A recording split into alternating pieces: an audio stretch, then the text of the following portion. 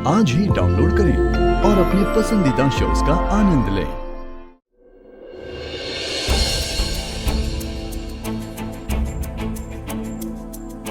अरे अभी बेटा तुम, अरे इतना लेट क्यों आए जागरण में? हाँ अरे अभी आज तो तुम्हारा कॉन्सर्ट था, मैंने तुम्हें बेटा आज टीवी पे देखा। क्या गाना गाते हो तुम? दादी का है? दादी उधर है, वो आ रही है बेटे। वो रही। अरे अभी प्रज्ञा, दादी आप ठीक तो है ना? ठीक हूँ मतलब?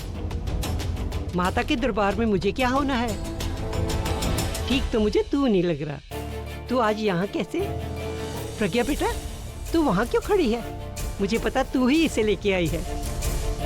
नहीं नहीं दीदी, कोई किसी के कहने पे नहीं आया है। ये हमें ले जाने के बहाने से अकेले घूम रहे हैं। प्रज्ञा बेटा, इधर आ, तुझे पंडित जी से आशीर्वाद दिलाना।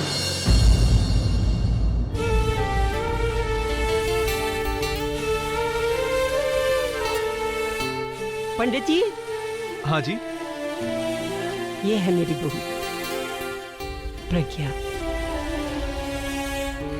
सदा सुहागन रहो। ये लो प्रसाद, आप भी लीजिए।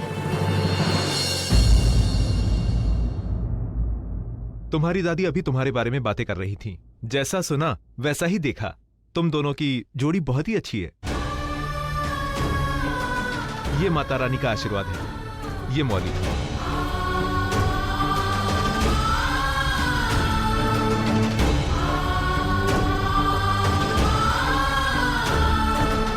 आइए यजमान, मौली बांध दूं?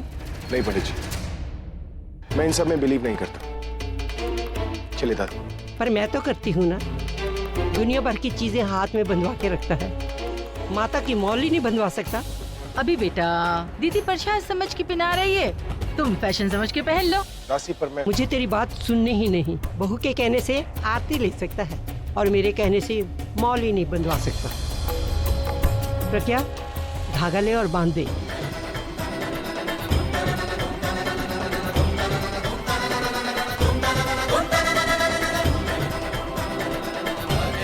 बेटा, शादी के 7 फेरों की तरह इस धागे को 7 बार घुमा के पहनाना। इस धागे में बहुत ही शक्ति है। ये धागा तुम दोनों के रिश्ते और विश्वास को मजबूती प्रदान करेगा।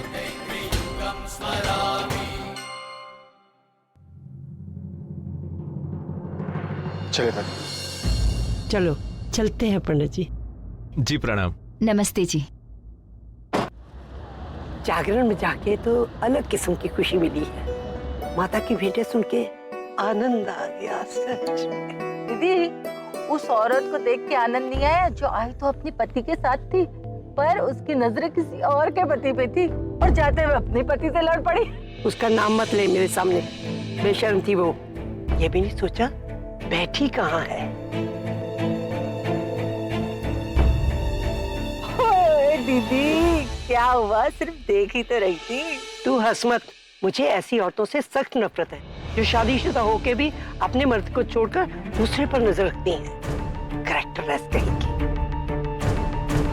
मन में कुछ और मुंह पे कुछ होता है। नफरत है। छी।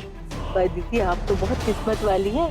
प्रज्ञा जैसी बहू मिली है आपको, जिसकी जबान पे भी अभी और दिल में भी अभी। बुलबुल, मैंने कहा दे मैंने कहा। सरला, तू भी हद करती है ना। ये बच्चों का वीडियो तुझे क्या करना है देख के? 1 मिनट दीजिए।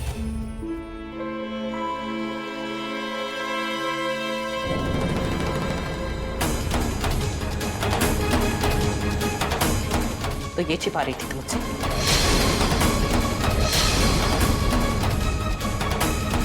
माम, मुझे लगा अगर मैं ये वीडियो आपको दिखा दूंगी तो आप शायद टेंशन ले लोगे। टेंशन नहीं करूंगी, गुस्सा जरूर करूंगी। मुझसे छिपा के रखी है बात, मुझसे छिपा के रखी है अभी के कॉन्सर्ट वाली बात।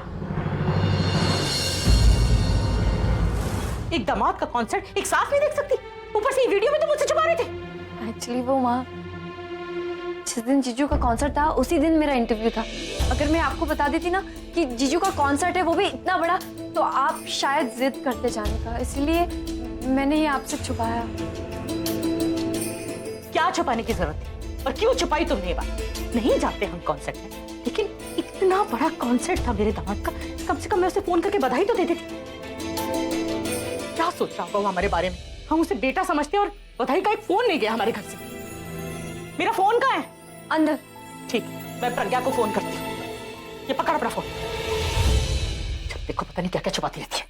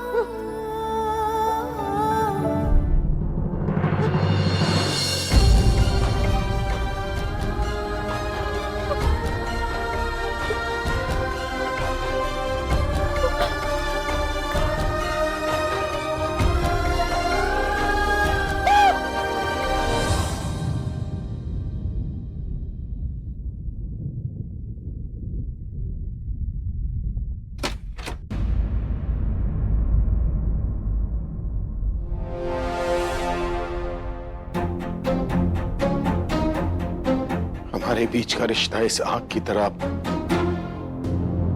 खत्म हो चुका है। अब राख और धुएं के अलावा कुछ नहीं बचा, और अब कोई उम्मीद भी नहीं बचनी चाहिए। मैंने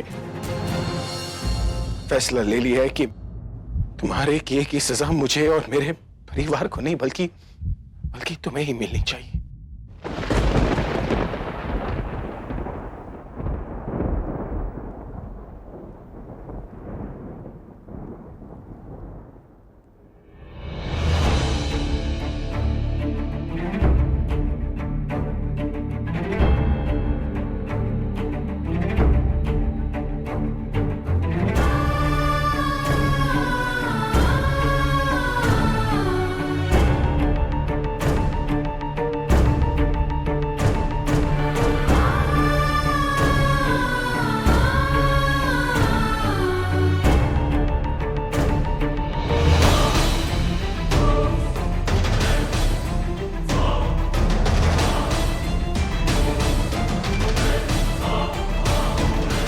तुम इस घर से चली जाओ।